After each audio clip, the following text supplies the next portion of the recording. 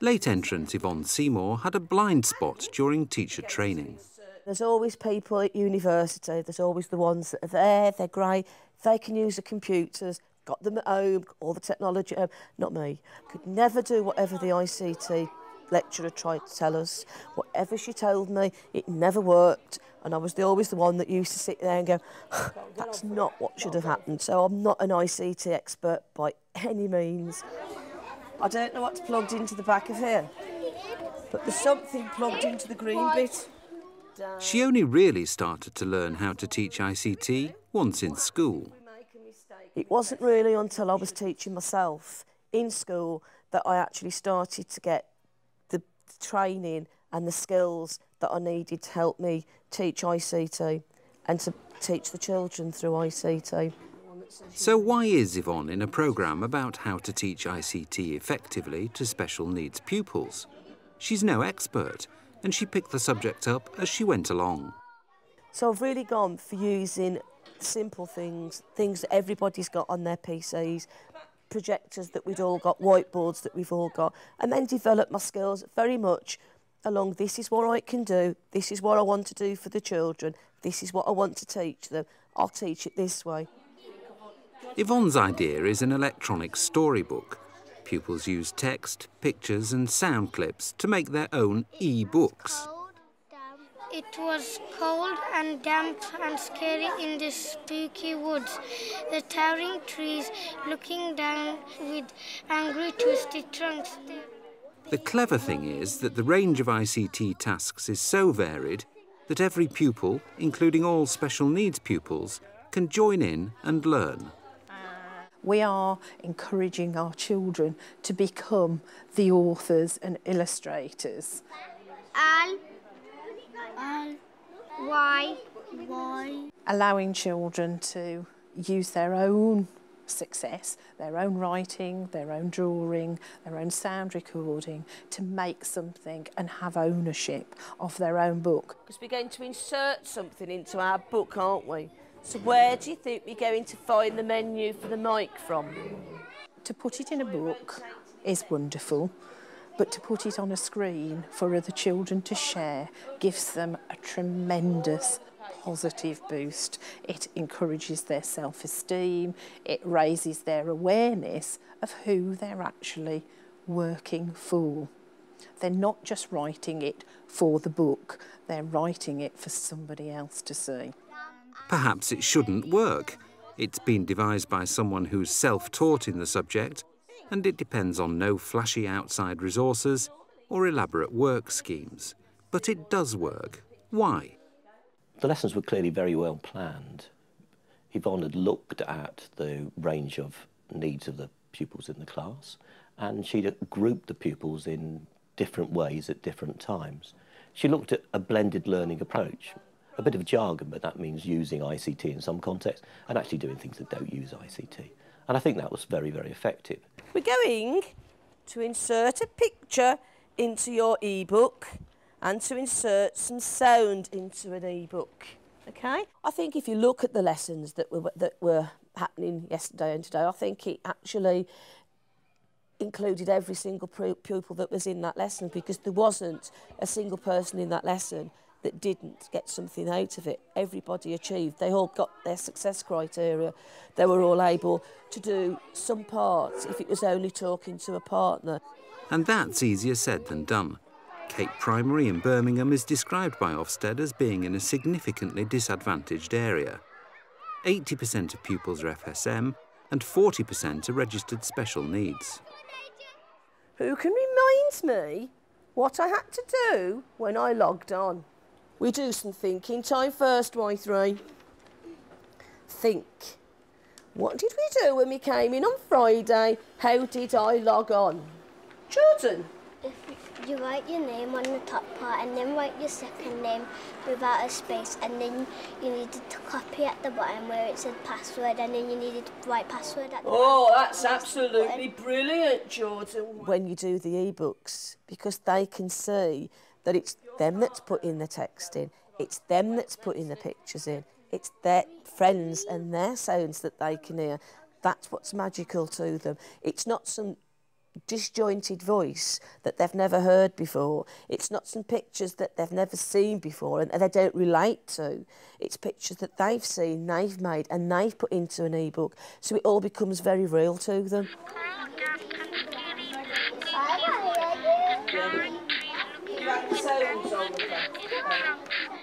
And because it's real and because they can see that it's what they've done and it's magical, it moves, I think that is what grabs them. Anybody think of any pictures that they could help? Noreen?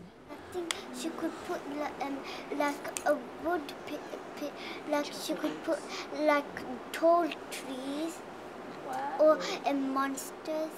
Monsters in tall trees. Yvonne hit upon the e-book idea after seeing it in use in another school. She started it to improve her pupils' reading, speaking and listening skills. We decided that it was a good way to teach the children, initially, reading skills, because if we could put our voices onto e-books, then they could hear our voice, which would help them to read. Then we thought that it would develop their speaking and listening skills, put their voices on, so that's their speaking skills, they're listening to themselves. And then it just grew from there.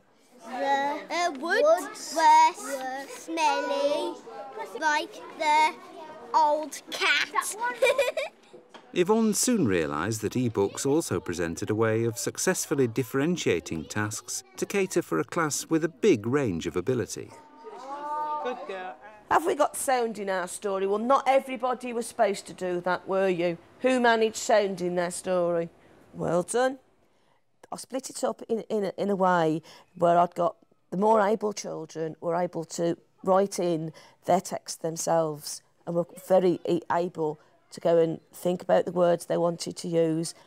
With the special needs children, I think it was important that not only were they able to access what they were doing, but they'd got the support to help them to access it. So I paired them. They were very much mixed in, very low ability children and middle ability children.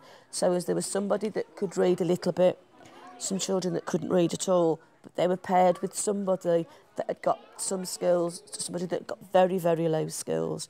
And one of them were able to read the text while the other one could actually type it in to the e-book. D, O, W, N. With pupils with special educational needs, they often need some structure and support in a whole range of learning situations. When we're looking at ICT, I think it's essential that there also is that sort of scaffolding, which can be provided partly by the technology, but probably more importantly, by the management in the classroom. And that's why Yvonne, by pairing learners together, by looking at those that can support each other, by providing a range of different tasks based on ability, was so effective in using the technology with those pupils. What it clearly does is support inclusion. When managed well, all of those pupils were participating, were engaging and were achieving. The higher ability to children, we're going to then take on their ICT skills that step further, and they'd drawn their pictures and we wanted them to scan their pictures into the e-books so as that developed their ICT skills. And then because they were the better readers, they were able to read their own text and put their own sounds and their own reading words onto their text. The smell of dead animals hung in the air. The silence was away some. Nothing could be heard as we crept through the scary wood.